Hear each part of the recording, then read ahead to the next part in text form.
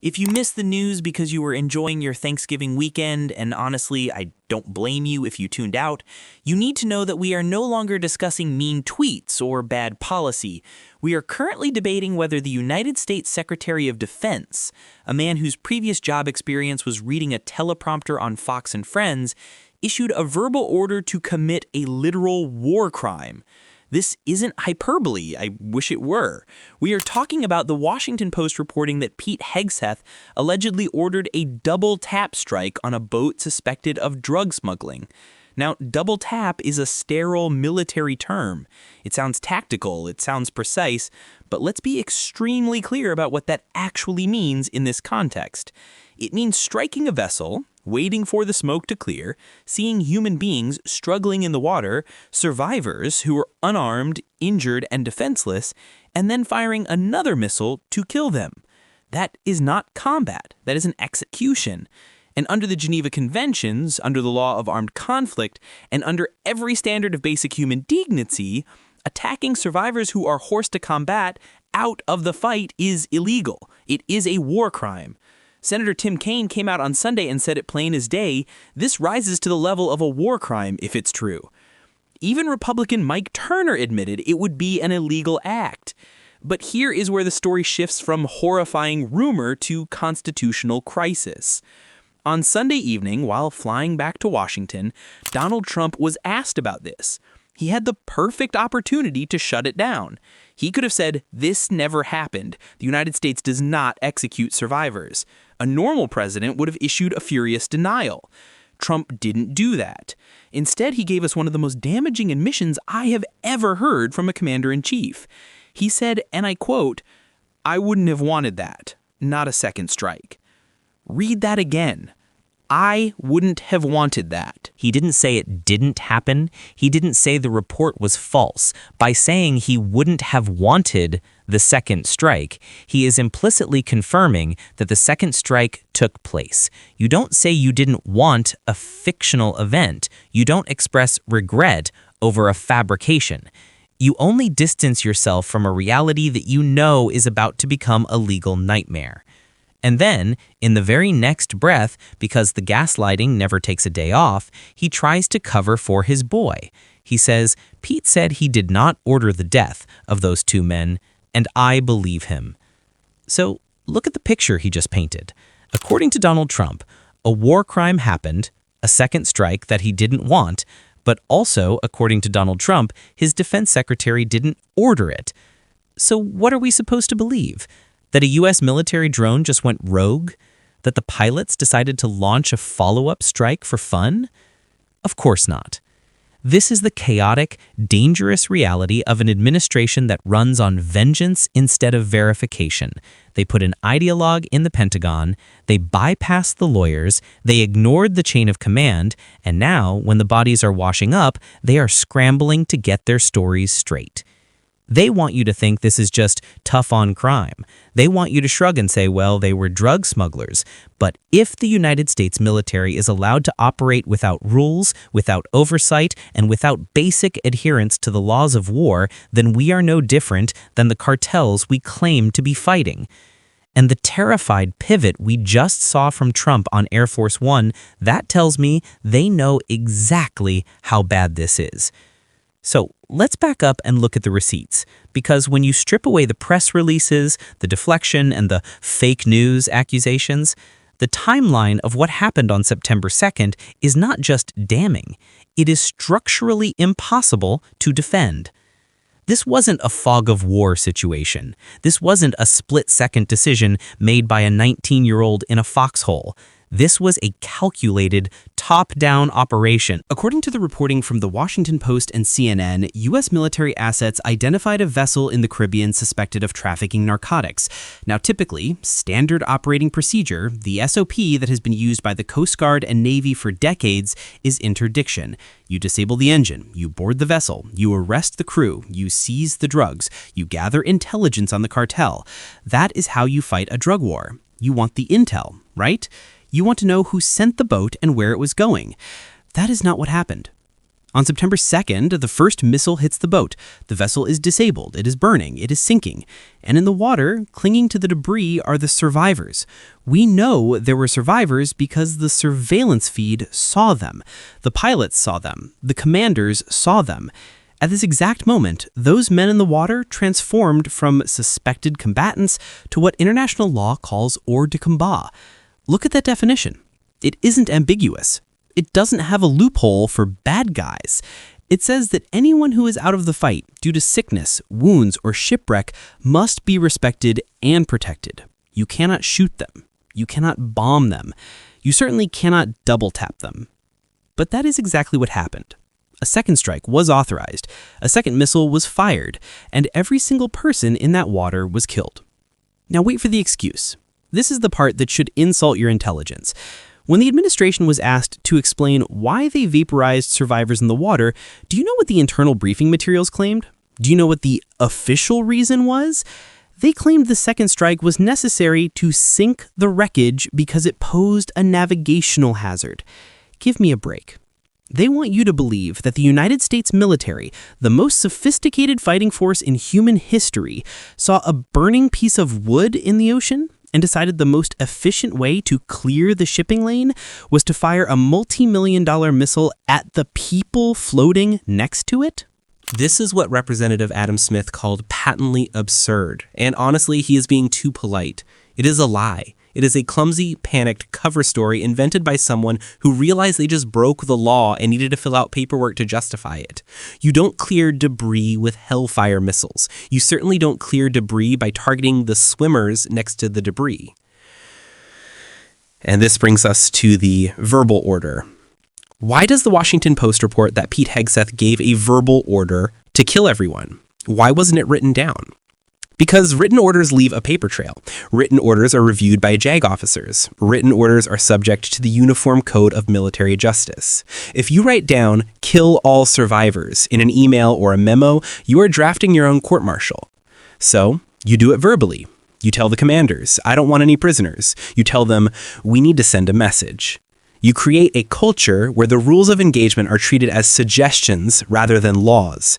And then, when a brave whistleblower inside the Pentagon finally steps forward, because thank God there are still people in our military who took their oath to the Constitution seriously, you go on Twitter and scream, "fake news." That is what Pete Hegseth did on Friday. He didn't explain the strike. He didn't offer the footage. He just attacked the reporting. He called it inflammatory. But notice what he didn't say. He didn't say, "we captured the survivors." He didn't say, "we attempted a rescue." He just said the operations were lawful. Well, lawful according to whom? If you're following the Geneva Conventions, killing shipwreck survivors is a war crime.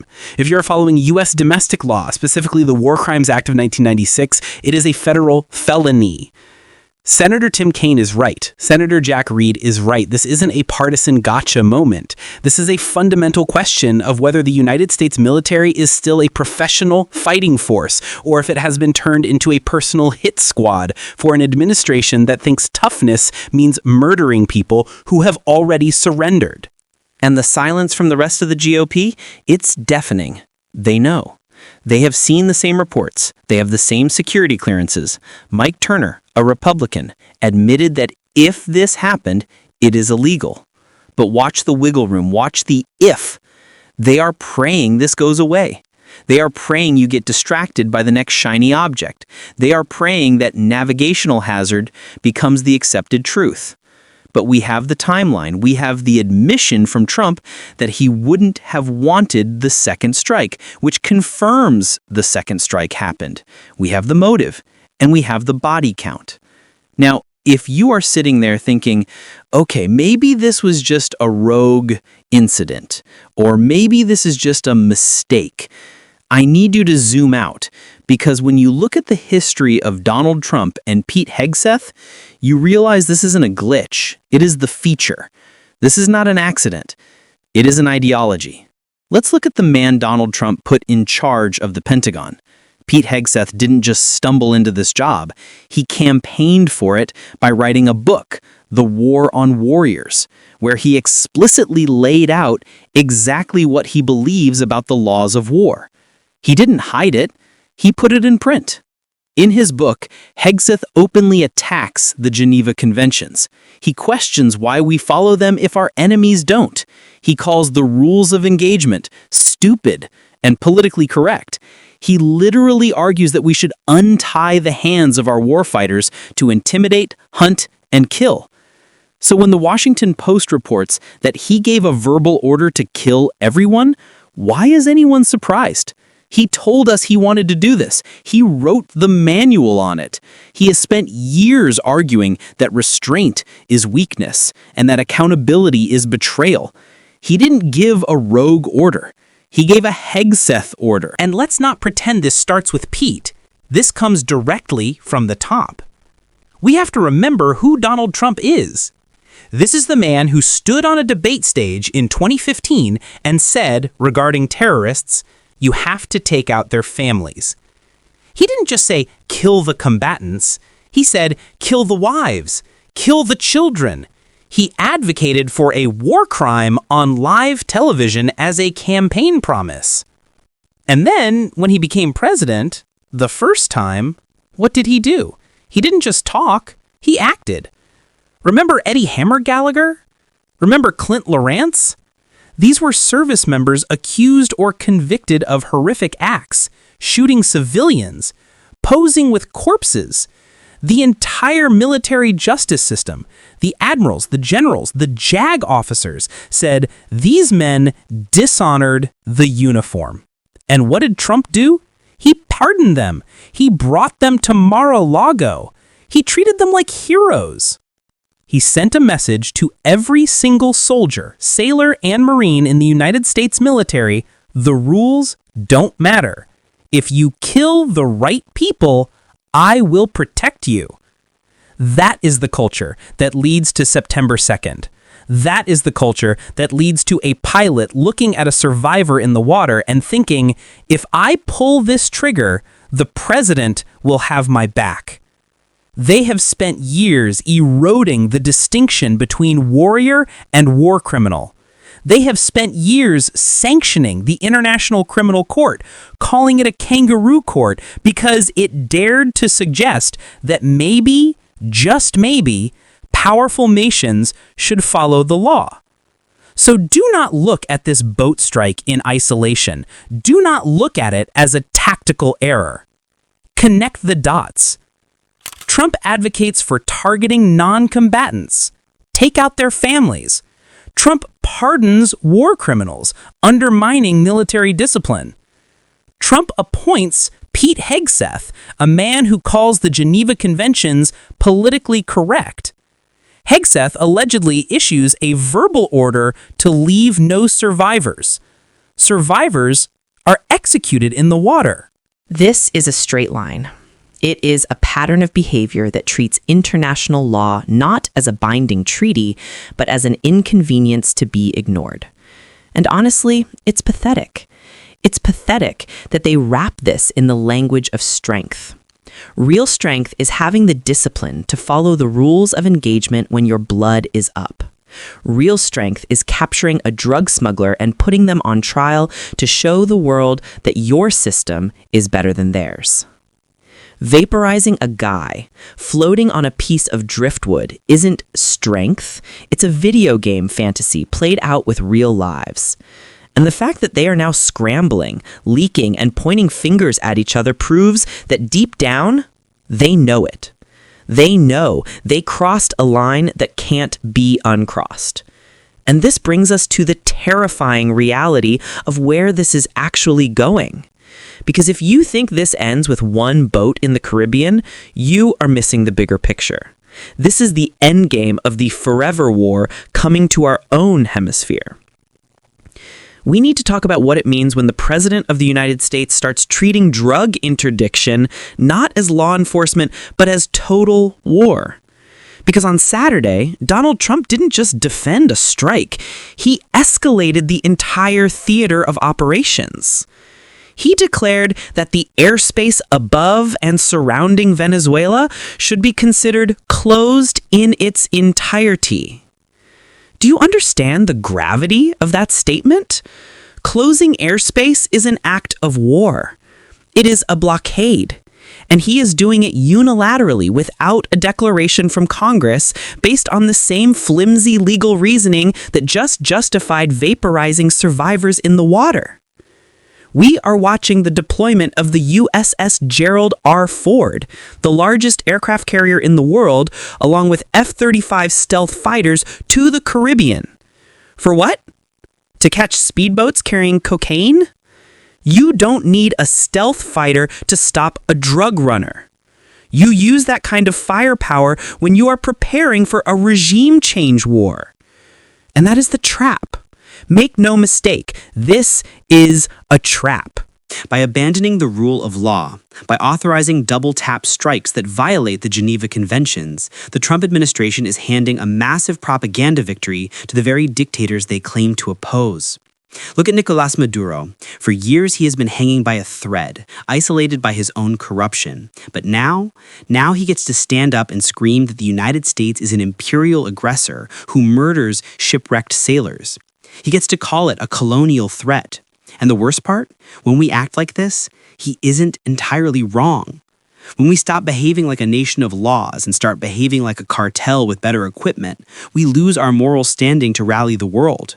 We alienate our allies, we terrify our partners in the region, and we unite the Venezuelan people, not against their dictator, but against the Yankee invaders who shoot people in the water.